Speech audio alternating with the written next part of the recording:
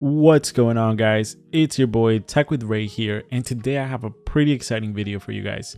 So after my last video about the Fractal Terra, which I highly recommend watching after this if you haven't already, I got sunk into the mini ITX world. I wanted to build the most powerful gaming build possible, which I knew needed to consist of the RTX 4090 and one of those new Ryzen 3D CPUs. These are components that run very hot, so I needed to find the perfect case that would allow them to run as cool as possible. After some research and YouTube videos, I stumbled upon the SSUPD Meshroom S case, and I believe they are referred to as sunny side up. It had support for up to a 280mm radiator, so I knew this had to be it. It was going to be my first all mesh case, and I didn't know what I was getting myself into, but honestly, after it was all done, I couldn't be happier. So now onto the components. This was the part that really took me a while to settle on. I knew I wanted to have the RTX 4090 and the Ryzen 7800X 3D, and with the ability to have one radiator, I knew there were three options. The first one was to water cool both the CPU and the GPU with one radiator using a custom loop. Option 2 was using an AIO to cool just the CPU and air cool the GPU.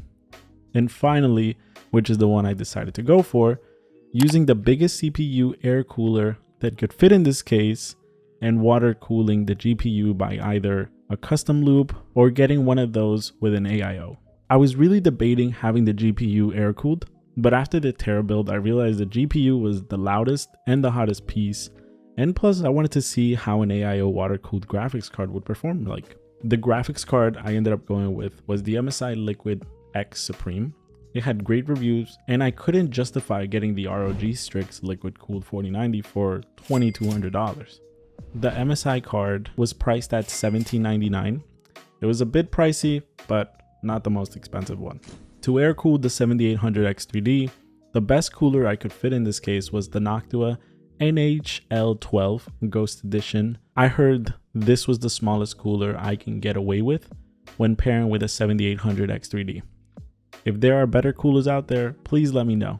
For the motherboard, I went with the Asus ROG Strix B650i, and for memory, I went with the G.Skill 32GB. For storage, I used 2TB of Samsung 980 Pro. And finally, since I wanted to future-proof this build, I went with an 1100 watt PSU, which I didn't even realize included the new 5th gen PCI connector. So, it's just one cable going directly to the graphics card instead of that splitter. So it really made my life easier when it came to cable management. After installing the CPU, RAM, and storage, I needed to install the Noctua cooler. I was a little scared there would not be enough clearance with the RAM, but I was surprised with how it fit like a glove. My first tip is to install the PSU after everything has been plugged in. Don't make the mistake that I did and install the PSU first. I needed to keep removing it, so just avoid all the hassle.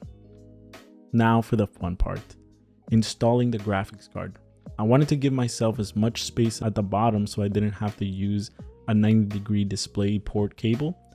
So I had to move the riser cable a little higher, along with adding some extra spacers to match the new height of the riser. After this was done, I just needed to slide the card into the PCI riser. Once that was in, I had to screw it into place so it would stop wobbling. Out of the whole build, this was the most challenging part because I had to get that radiator in there. There were so many cables and the tubes coming out of the graphics card were pressing against the fans, so I needed some fan protectors. Unfortunately, I wasn't able to get them installed since the screw that tied the fan with the radiator wasn't long enough. Eventually I tried again and I was successful. But for now, what I ended up doing was just turning the fan. My concern with this new orientation was blowing all this hot air into the case, but since I only turned one fan, I figured I would be fine. After some tucking, I was able to get that radiator in there, and then it was time to assemble the whole case and see if it booted up.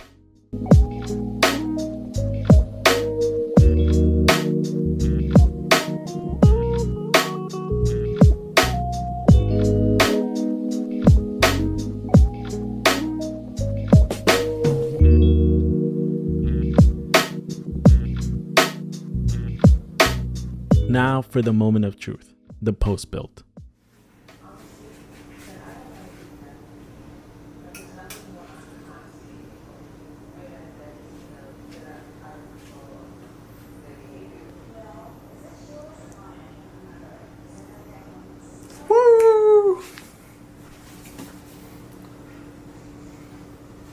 And just like that, it turned on. I was so excited and I couldn't wait to get everything installed and run some benchmarks. And just like that, my excitement turned into frustration. After running 3D Mark for the third time, my computer kept crashing whenever the GPU was being used.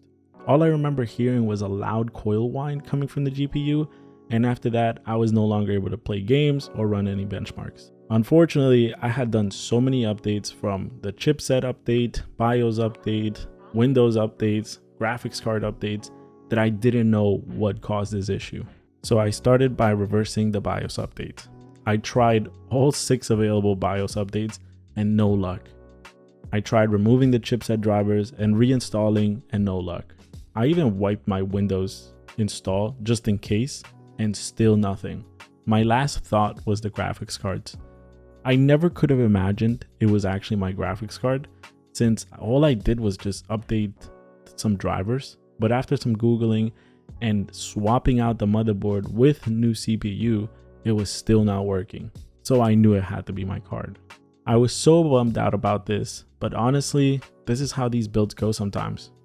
I have a Micro Center 25 minutes away from me, so I ended up going there a couple times and having to uninstall and install these components all over again, which was the biggest hassle. After a lot of work, it was finally done. After installing all the new pieces, installing all the drivers, all the updates, it was finally working. I was so scared to run 3D Mark, and I still kind of am. Like, every time I boot up any of these benchmarking tools or even games, I get so scared that the computer is just going to crash and I'm going to have to uninstall everything, reinstall it. But luckily, I've had some luck so far and we're good to go. Now let's talk about the benchmarks. Keep in mind, all of these temperatures are in Celsius. So 3D Mark Time Spy got a 29,306 with the CPU maxing at 82 degrees and the GPU at a 60 degrees with the hotspot at 73.2. New Heaven scored a 6,880 with the CPU at 69 degrees and the GPU at 58, while the hotspot at 70.3. 3D Mark Port Royale scored a 25,065 with the CPU maxing at 80 degrees and the GPU at 63 with the hotspot at 75. Cinebench scored a 17,443 on the multi-core and a 1742 on a single core, all while maxing at 74.3 on the CPU. Cyberpunk 2077 running at 4K ultra settings, I was seeing an average of 97 frames per second with the CPU temps averaging a 65 compared to 60 on the GPU. Forza Horizon 4K ultra settings, I was seeing an average of 159 FPS with the GPU maxing at 60 degrees and the hotspot at 67 and the CPU maxing at 80 degrees. So this one was a little more taxing on the CPU. Overall, I was not expecting that. I felt like there were really good scores, temps, and acoustics, especially for the size. And just for reference, this is how it sounds while gaming.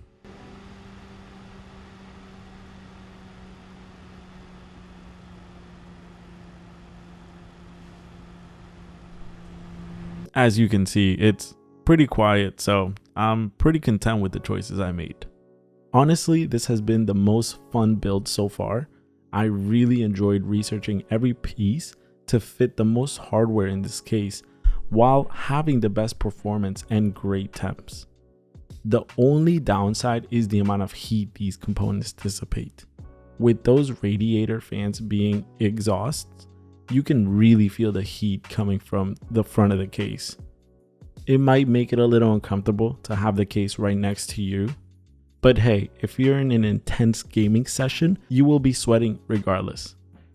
I highly recommend this build for anyone who is looking for a top of the line build along with a great form factor. So there it is, guys. If you enjoyed the video, please leave a like. It helps a small creator like me keep motivated and helps the algorithm as well. If you have any questions, you can leave it down in the comment section down below. And of course, if you're interested in seeing more content like this, subscribe. I am planning on water cooling a 4090 Strix for the next build, along with it being mini ITX. So thanks for watching. Tech with Ray out. Peace.